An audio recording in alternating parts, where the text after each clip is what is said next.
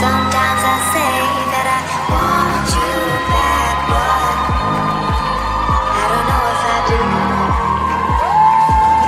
Sometimes I think of the good days we had, but there were bad days too. And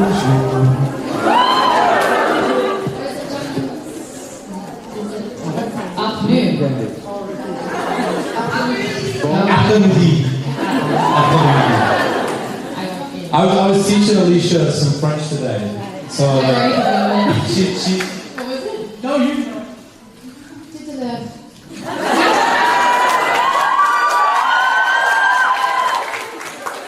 see, beautiful, talented, and multilingual. She speaks so many languages. Now she speaks French. Now I speak French, so maybe. How was your morning, guys? Great. Well, Ricky was just like dancing up the storm there. That was great. That was something to witness. Yeah. I'm eating all the time. You're correct. Yeah. Very sorry. Maybe you have a first question for our... Wow, you didn't. Oh. You nearly broke your arm. I got this. I promise, yeah. But I'm not choosing you because she's the boss.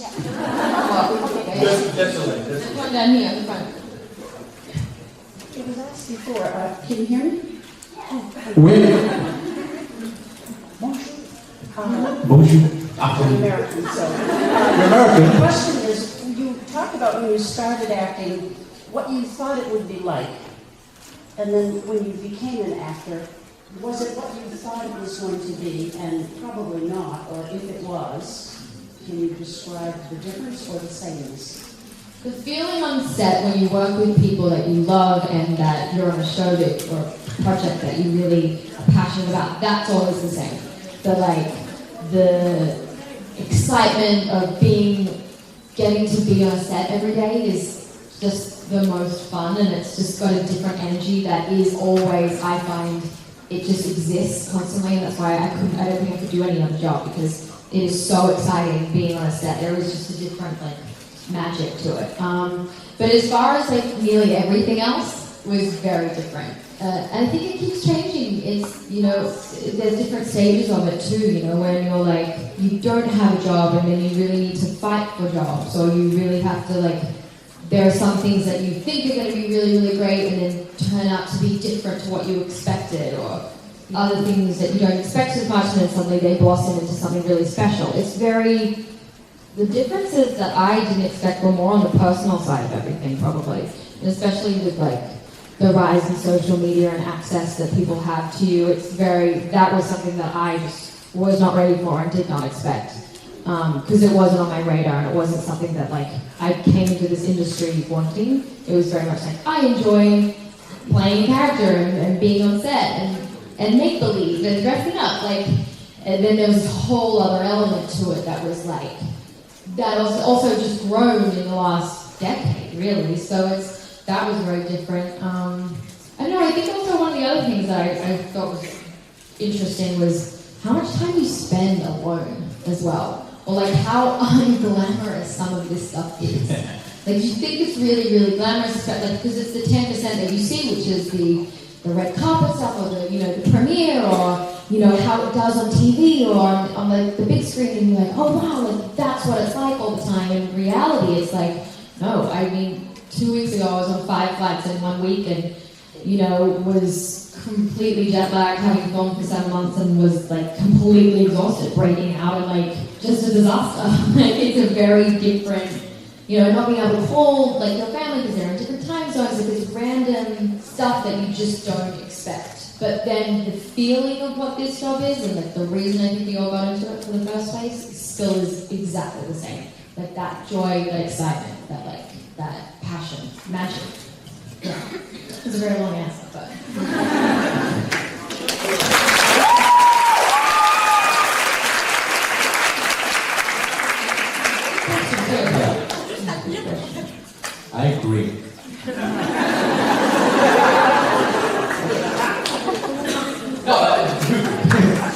But no, yeah, just to add on, you joking me. Seriously, when you're like I want to take you seriously clutching a anyway. bowl of candy.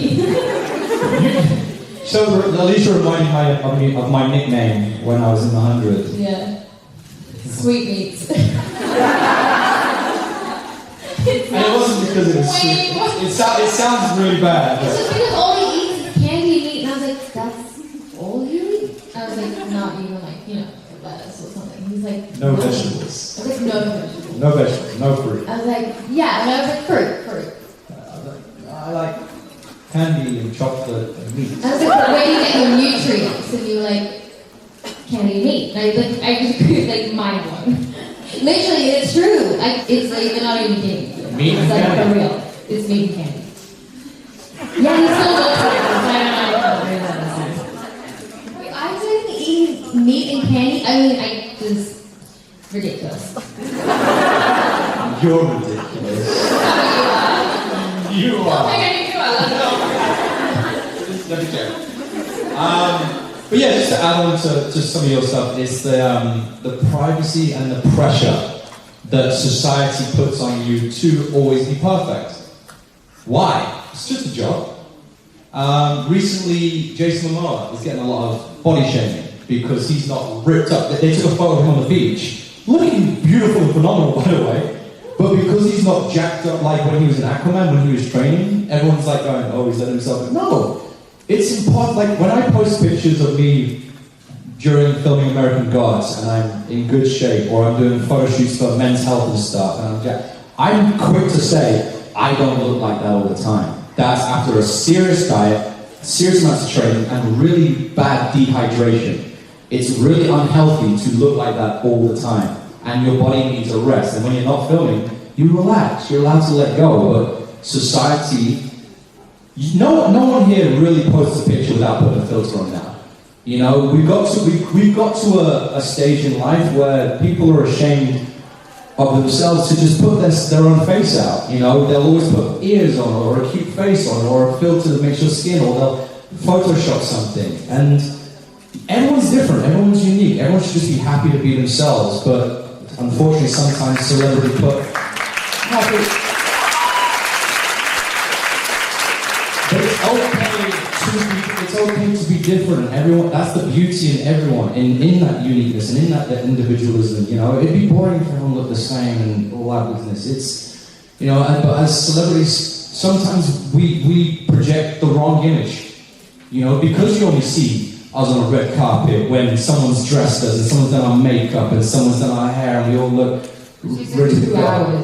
Yeah, it's like I woke up like this 4 hours ago. No, we don't, but there's a pressure that if you don't look 100%, you let yourself go, or you're not as attractive or fit, and that's wrong. It's just like, I gain weight for certain roles, I lose weight for certain roles, I have to look a certain way for something. But when you're on your downtime, you can just go to the store and not do your makeup. You don't have to do your hair. You don't have to wear a beautiful dress. You can do whatever you want to do.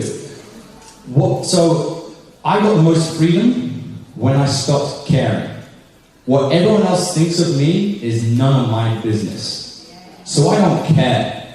I live my life, and that's when the most freedom. And I just want to say that you should all think the same, and you'll find yourselves feeling freer and more relaxed if you're just comfortable with your own beauty. You're all beautiful in every individual way, and you shouldn't care what everyone else thinks about you.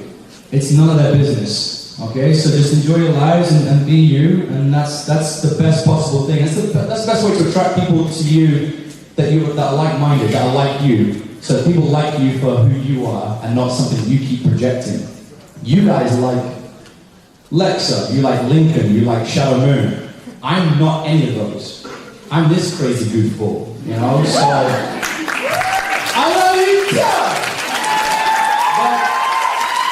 So if we were dating, you're not dating Lincoln, you're not dating Shadow. You're dating Ricky, and I'm grumpy in the mornings. I do terrible things that boys do. I pick my spots and I make terrible noises with my body. We don't need to go into it, but Yeah, so at the end of the day, just be yourselves, love life, but as a celebrity, sometimes you don't get that opportunity, you know, you get judged very badly for it. So that's one of the bad sides, but like I say, I love playing make-believe. And I don't tell my studio this, but I do this for free. It's fun. I get to play make-believe and I get to work with my idols, you know.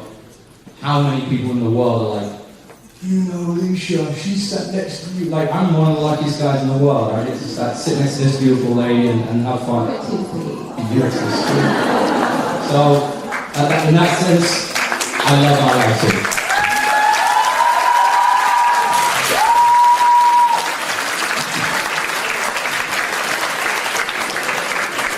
Est-ce qu'il y a une autre question quelque part? Oui, comme ça. La personne qui a le micro peut juste lever la main. Ah, très bien. It's a question for Alicia. Is there a love interest for Alicia in the future? Let's feel the world from that, Alicia. And more. I can't tell you that. I can't actually answer that question, but I will say that things get a little bit more hopeful for Alicia. I know, which is wild. It's too much. I like it. It's easier. You think it would be easier, and then suddenly it makes everything more confusing because people are like, you just do the method, like, what's your deal? Like, when you introduce yourself, You're Alicia, I know. they're like, yeah, but like, who are you? I can't tell you, but it thinks there's definitely more hope heading into the second half. Yeah, because she's put in a pretty dark place and she hasn't been for a while, so looking up. Let's say that. On a une autre question ailleurs. Oui. I noticed something about your acting technique. I wanted to know, did you take classes about micro-expression and body language? About acting classes with body language and Micro-expression. micro-expression. No. Why I asked that question? I was going there, I was going to elaborate. Definitely more of growing up in Australia, like acting there is far more subtle and nuanced. I think in America there's a much bigger, characters are often a little bit more bold, just in general, with their like movements and choices. In Australia everything is almost like, it's more realism based, and the camera often is always just here. So I think what I learned from more of a young age was just, that was what I was exposed to, and so that's what I then kind of mimicked. But I think for me it's always just, it's not something I'm doing on purpose. I think it's just something that naturally comes to me. It's very much that if I'm inhibiting the scene in the right way and it feels real and it feels truthful, then it comes out the best it can. But it's also something, I had to adapt when I got over to America. There was almost too much subtlety and people were like, what is she thinking? Like, it's always so mysterious. and so I had to, there was a bit of a difference that I had to make, maybe like exploring what other choices could look like in body language and in like movement and so I started definitely trying to explore that a little bit more. And there are techniques and acting styles that are surrounded by that, but I don't really know them. I didn't do like training, so it was more just like I went to classes and some one-on-one sessions, and that's kind of where I picked up a lot of those things too. Yeah. Merci.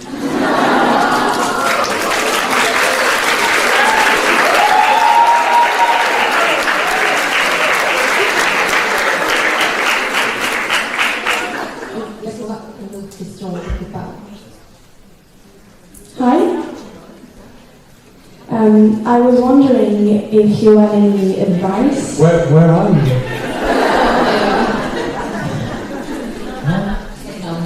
Voice. Hello? Hi.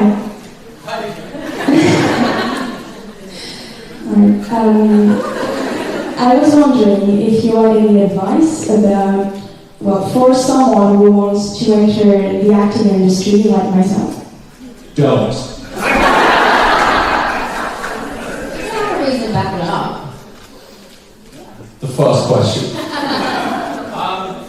Advice, honestly, if you are not 100% sure you want to do it, it is the worst industry because you are too fat, too thin, too tall, too short, too dark, too light.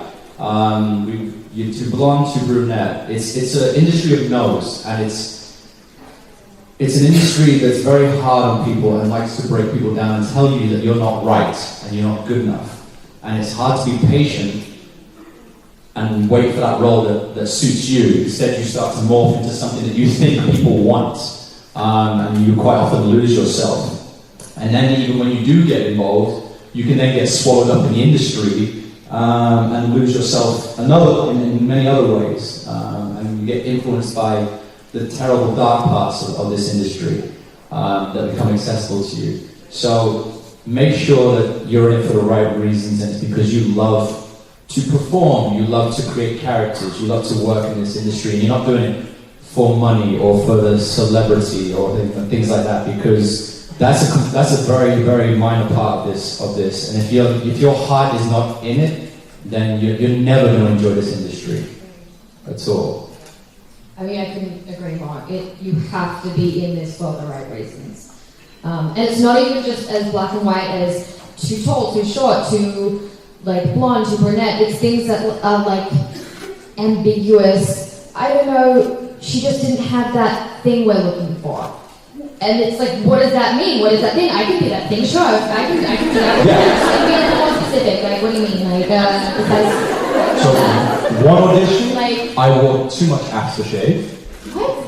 And a test for a TV show, I reminded the producer of an ex-boyfriend. Oh, that's a rough one. Yeah, That's why you don't get a job. You are perfect, exactly what they want. But this person goes, yeah, reminds me of an ex-boyfriend. Yeah, I always go back to this. I started thinking, performers in like Shakespearean times were not paid and very much, or weren't revered very well. It was you had to do it because you loved doing it, and that's what you enjoyed was poetry and creativity and that kind of creative side of life. And I think if I could have done that then, with all the opposites of what it is today, where you don't get any of the acclaim or recognized, that's my indicator of, yeah, well then I could do it today. Because it has to be,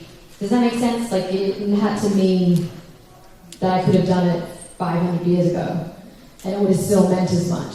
And advice-wise, I think watch a lot of movies, like get influenced by actors, directors, writers that you love, chase their projects, and then be aware of what you can improve on and what other people are great at, and try and just better yourself without comparing yourself.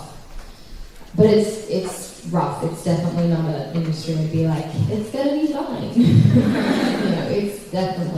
It's a hard one to navigate, but it's rewarding in so many ways.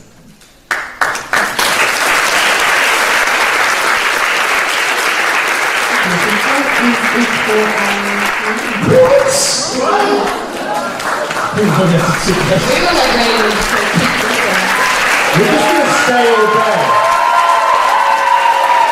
We're just going to stay here all day. Netflix special, if you haven't seen it, you can catch it again. I'm just going to do an hour We're going to do an hour of comedy. Comedy. Yes. Yeah, comedy hour. And Alicia's going to dance in the background. Would you like to give it up for our guests?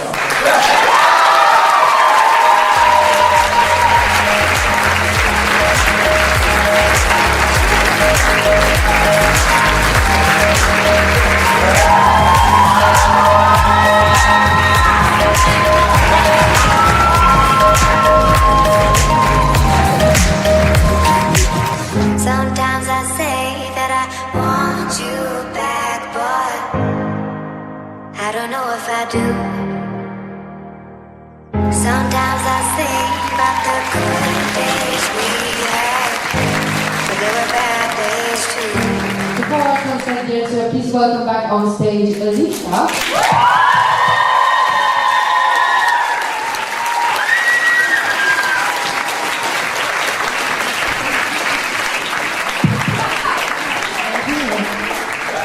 Finally. Hey everyone. How was your day? Did you have a nice day? It was lovely. Everyone is so sweet. You guys are so sweet. Wonderful. Thank you for letting me share the stage with you. I got given so much wine, which either just makes me out to be like such an alcoholic or like, but you all really know what I like. So thanks. Yeah. I feel like that'll be definitely a lot of help. So, guys, are you guys ready for the party tonight? Yeah?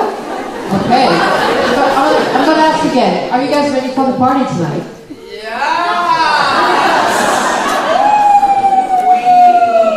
Are you guys ready for the party tonight? Okay. Everyone seems like really want to go tonight. Like, I don't know, maybe. In that case, everyone's gonna get ready for the party tonight. If you'd like to give it up one last time for our guests.